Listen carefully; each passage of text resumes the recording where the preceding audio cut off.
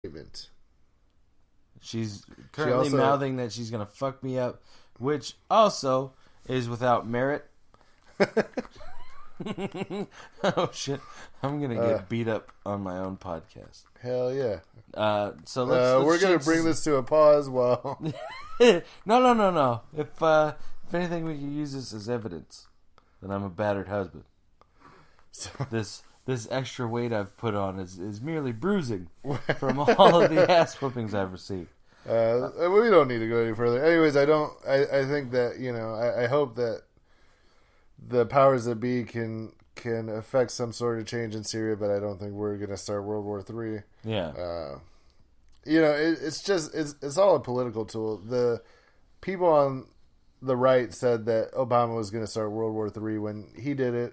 Now the people on the left are saying that Trump is going to start World War III. There's not going to be a World War III. Right. It's not going to happen. Well, moving on. I think one of the funnier things I've seen or heard lately was somebody said recently that when Obama was in office, summer was on time. It would have been warm by now. Holy shit! I'm over the cold, man. I am too. It's April.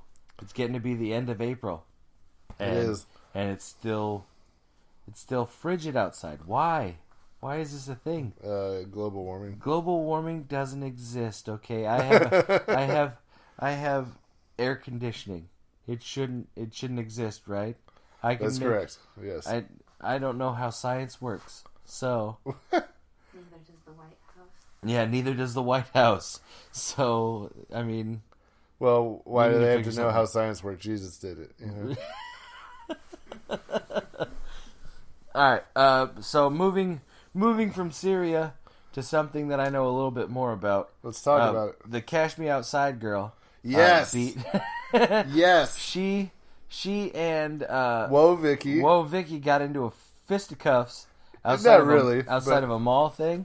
Yeah, and not much. I mean, which to be honest, I thought they were the same girl. Like I thought these basics were the same chick, but they are not. Cash Me Outside girl is very vocal about the idea that she thinks she could take anybody and everybody, and Whoa Vicky just has a disdain for the English language in general. The big gripe, I guess, or from what I'm led to believe, the Cash Me Outside girl said that Whoa Vicky called her friend the N-word in a previous spat or online rant or something like that. So Cash Me Outside girl thought, oh, I'm going to cash her outside, and I'm gonna kick her ass. And from the video I saw, it definitely looks like Whoa Vicky was more like, come on girl, let's talk about this, let's be cool. And Cash Me Outside girl's like, no, like we're doing this. Yeah. That was not the. Gonna take you to a movie. It's called Fantastic Hands and Where to Catch 'Em. and she was gonna try and give her the business, and Whoa Vicky was like, no, I'm not into sequels.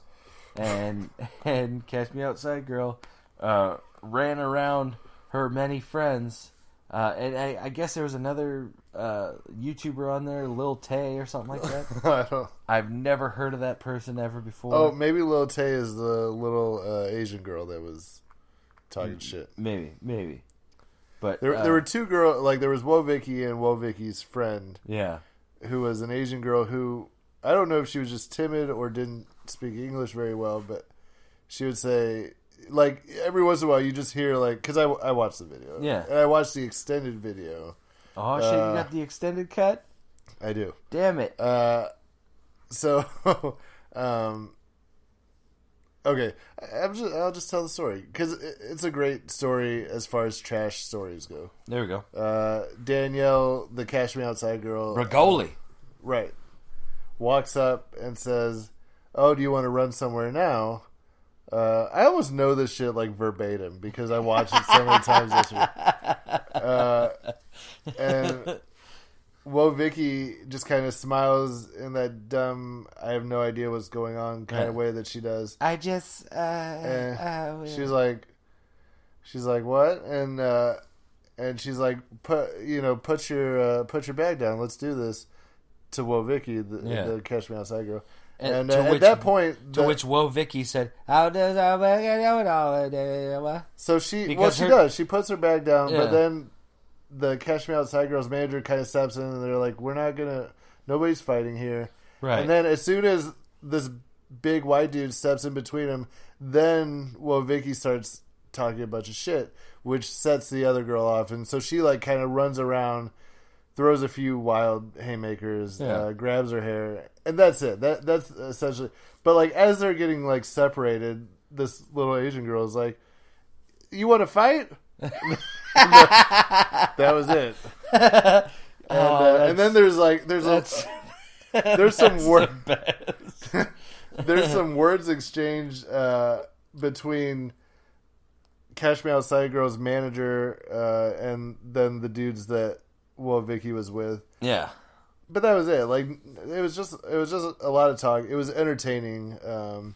But then so in the extended video, Vicky is like, I'm not gonna go to jail. You're 15, I'm 18, I'm not gonna go to jail for you. And it's like, if you get in a fight with an adult, you're still gonna go to jail. Like right. This is nothing's changed. Right. You know, you just. And then she talks about how she'd beat up the managers too, like, oh yeah, and like, dude, you. Yeah, no, it's a whole big thing now, and it's just dumb. And then on top of this, also in the news, the Catch Me Outside girl just got greenlit for her own reality show. Oh, really? So now we're going to have to. Hell yeah! We're going to have to be thrust into the everyday world of this 15-year-old girl who's a millionaire now because she didn't respect her mother and would fight with her mother and cuss at everybody and yeah, great. Yeah, we got 16 and pregnant, teen mom, and now Catch Me Outside girl. This is great. This is good stuff. I remember watching Power Rangers until I was like 13. Oh, really? Oh, yeah. And now kids are like, you mean all I have to do is cuss at my mom and beat her up and I get my own TV show? Sign me up. And that's the problem is that we've glorified this. But yeah, this is not like, it's not like she's the first person. Like, you know. No. It's the culture. Now they're looking at it going, yeah, but it's entertaining that she's doing this. Right. Like, yeah, no. And that is the problem. But I mean, there were assholes. New. There were assholes before this girl. But now we're in that culture where, hey, let's glorify the assholes. Right. Now you go to any social media network, Facebook or Twitter or Instagram, more people are likely to follow the millionaires that are dragging girls around in bikinis on dog leashes, right. or on Twitter. I mean, I would. Right, or on Twitter telling everybody that they hate people and they have the most followers. I hate people. I hate all 3 million of you that fucking follow me. Yeah, right. You know? Oh my god. Yeah, I love just how real she is. Exactly. I love how she just plays everything close to the vest, and she tells us how she feels. Get the hell out of here. Right. Like, that stuff. It sinks in, and when people try and I don't know. When people try and go the route of like, we need to be better people and this and that, and then you look and see who they're following, and they're following the people that are making everybody else be shitty or want to be shitty. It for me, it's like, just practice what you preach. You know?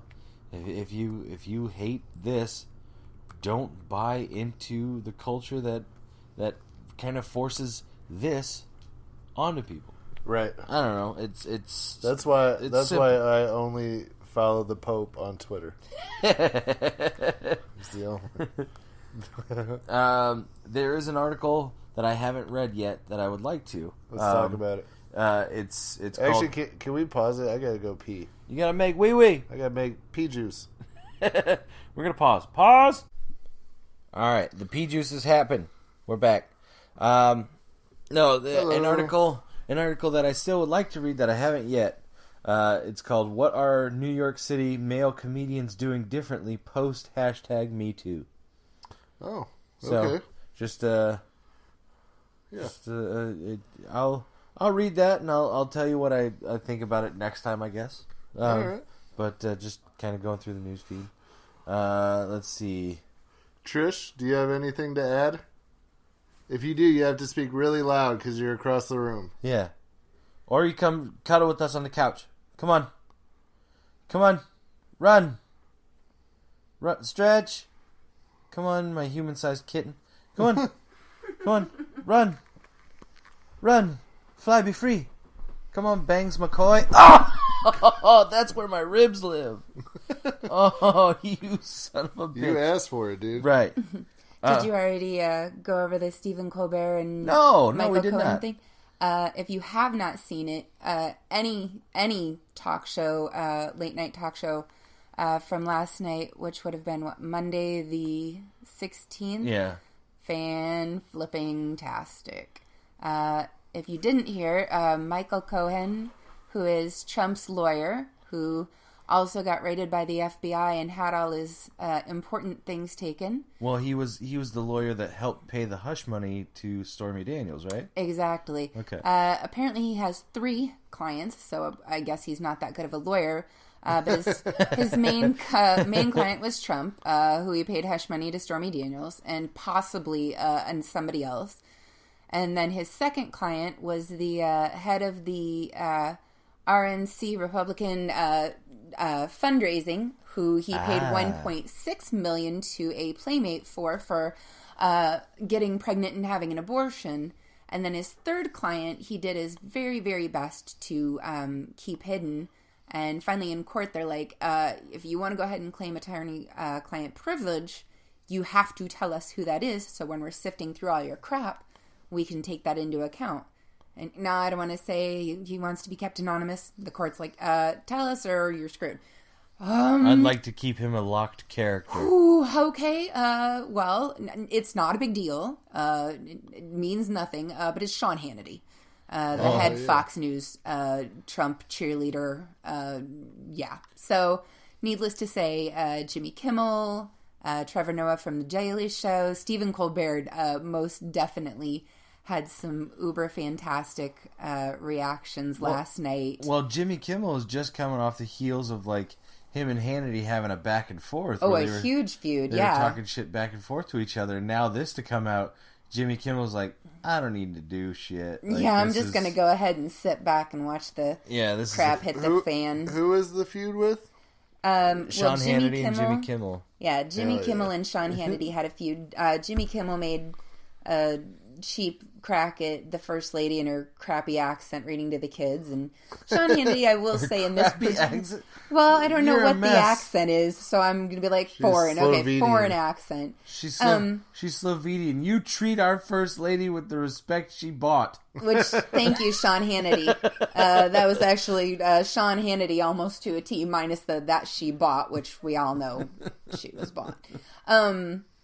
But yeah, Sean Hannity had a conniption fit over the whole thing and was like, you used to host the Man Show with girls jumping on trampolines. And that's Sean Hannity, or Jimmy Kimmel's defense was, yeah, they all signed waivers and were adults. Boom. But it blew up, and eventually Kimmel was like, hey, if what will make your day feel complete is me saying I'm sorry to the president's wife, or most current wife, then sorry. Right. And so Sean Hannity strutted away, the quote-unquote better man in his mind. And now, with almost an immediate turnaround of him coming out as the mystery third client, along with Cohen's other people that he's paid off affairs for. It's basically...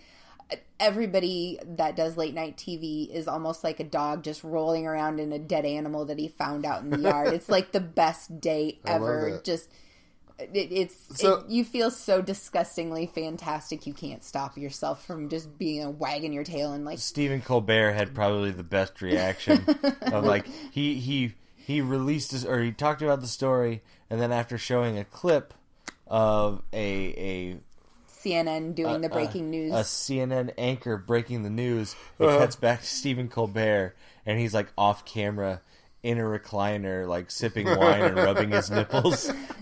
He's like, Jon Stewart, I'm coming over tonight, and we're gonna spoon.